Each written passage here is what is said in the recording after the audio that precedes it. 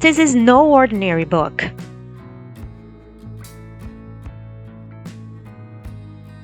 Afterwards, to be placed on a bookshelf and forgotten.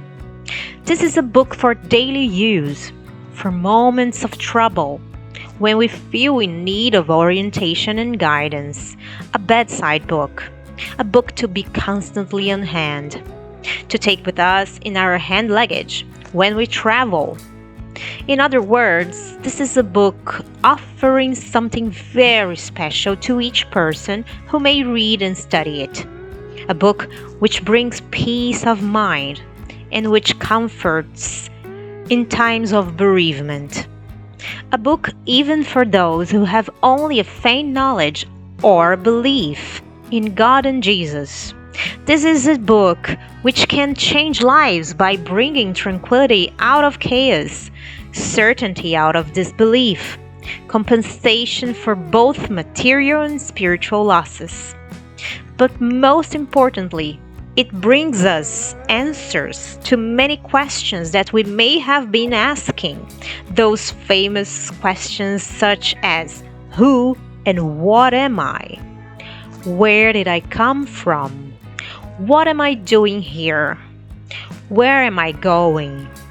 It brings us rational and logical explanations of such matters as reincarnation, inequality of wealth in the world, the reasons why we sometimes hate certain people on sight, and the many disharmonies that exist between husband and wife, brother and sister, parents and children, and many more. Probably this book will play its greatest part in helping humanity towards a better understanding of life and lead men towards spiritual enlightenment through its usefulness when used as readings in churches and study groups.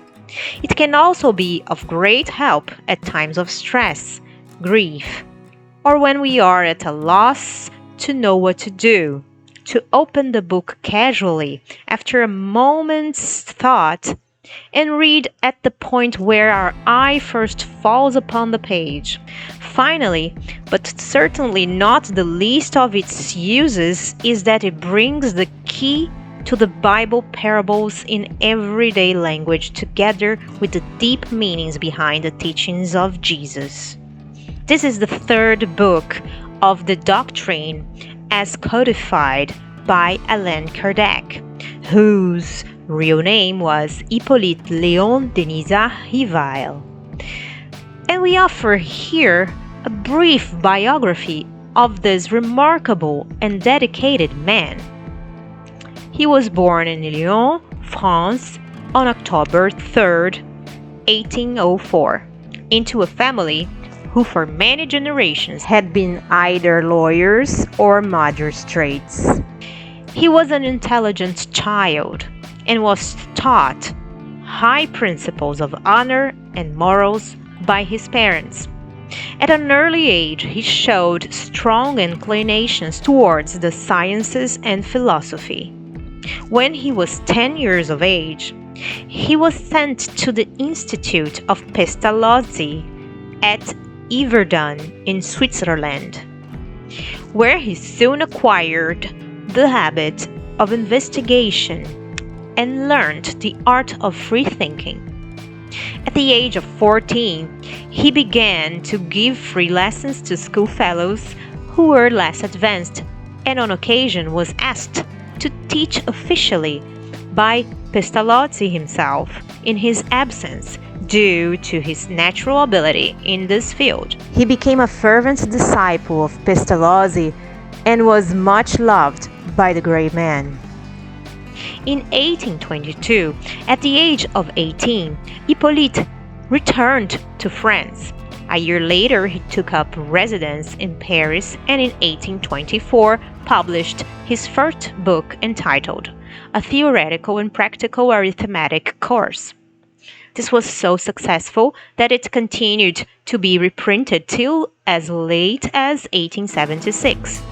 He had an instinct for methodology, and this was only the beginning, for he was to publish many other books on varying subjects, including a classical grammar of the French language, 1829.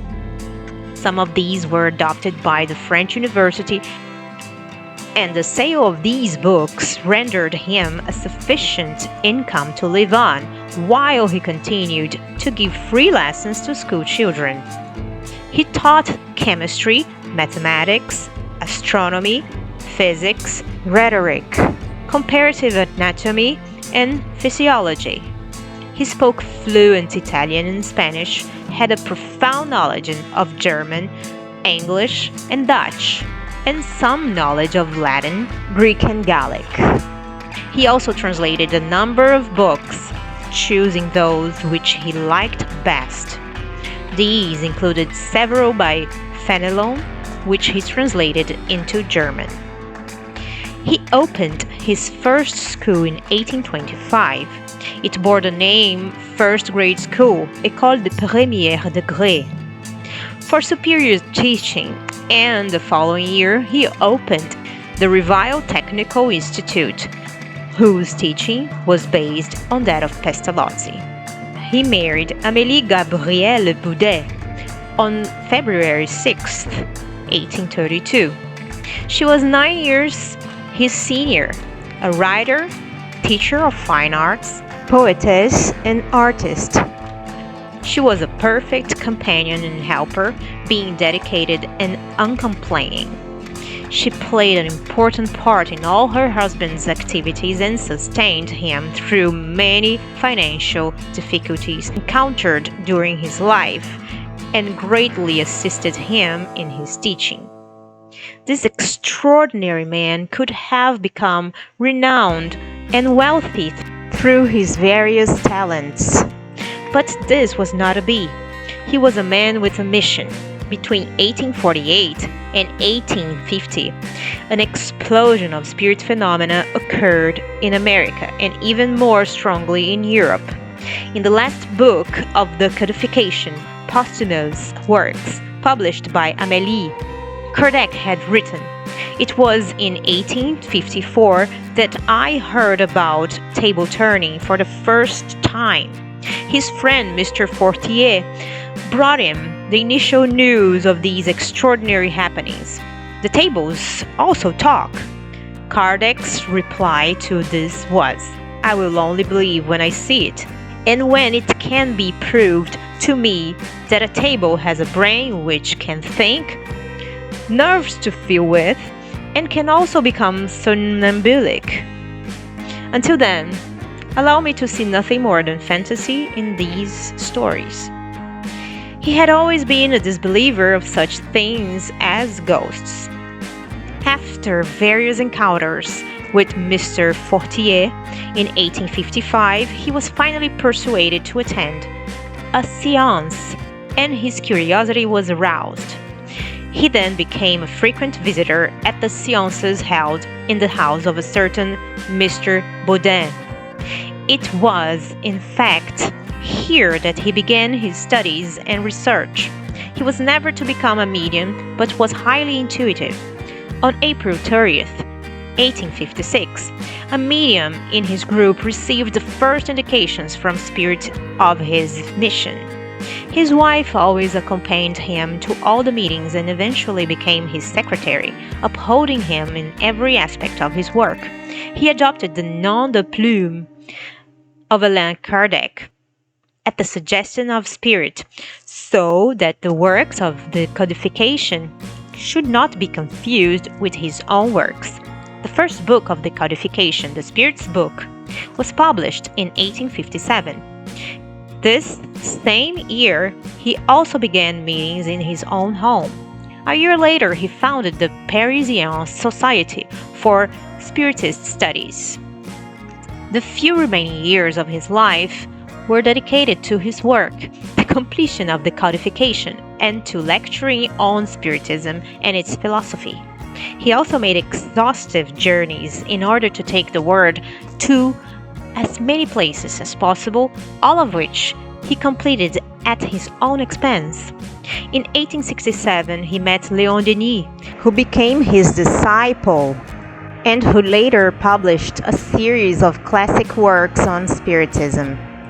On March 31st, 1869, having just finished drawing up the constitution and rules of a new society that he planned to form while seated in his usual chair at his study table in the Rue Saint-Anne, in the act of typing up a bundle of papers, his busy life was suddenly brought to an end.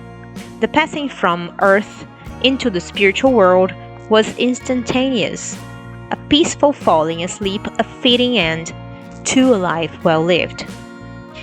But although the physical man is no longer with us, he lives on in spirit, continuing his work by inspiring, stimulating, and encouraging us to continue our search for knowledge. In his introduction to the Spirit's book, Allan Kardec expresses his opinion that new ideas need new terms, and so he formulated the words Spiritist and Spiritism to give a clear and precise meaning to this doctrine. In his day, the word spiritualist meant the opposite to materialist. But it did not follow that a spiritualist believed in the existence of spirits or the possibility of communication with the invisible world.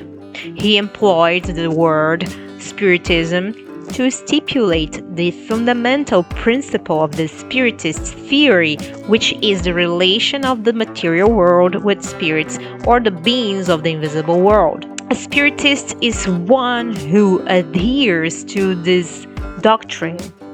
We continue to use these terms today as the ideas they represent become more fully understood.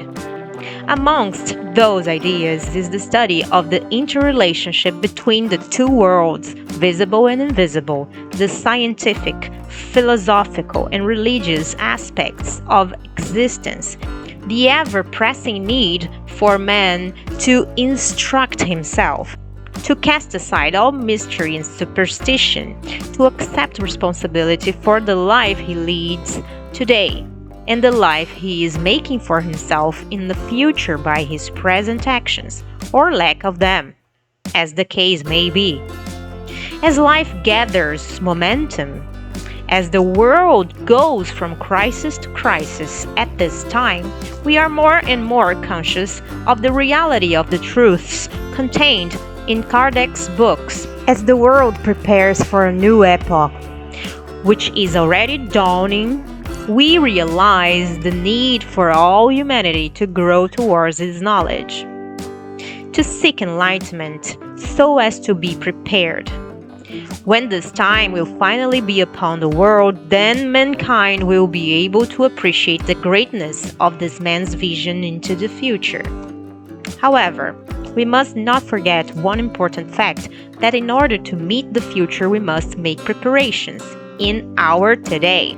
Each moment that passes cannot be recovered. Therefore, we must make use of every instant to grow spiritually, to open up our horizons, to broaden our minds, to seek and cultivate our spirituality. We are spiritual beings. We are all immortal creatures. If we are to one day find happiness and peace, then we must consider our whole being. While we go on thinking of ourselves as material people, we are only looking at half of ourselves, and here lies the secret of so many mistakes, so many unhappiness, and so many failures. But in order to recognize these truths, we must also be prepared to accept the responsibilities that go with them. For every person, this wider and deeper knowledge of life carries with it the need for self-analysis, self-correction, and self-improvement. Without these things, we are all standing still, marking time, going nowhere. If this book helps even one person to take just one step forward, then it will have done its work.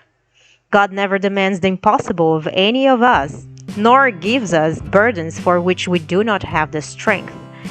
So if we try to make a conscious effort to better ourselves, then we have begun our journey into the future towards the light, where one day victory, peace, and joy will be ours. London, 1987. Janet Duncan.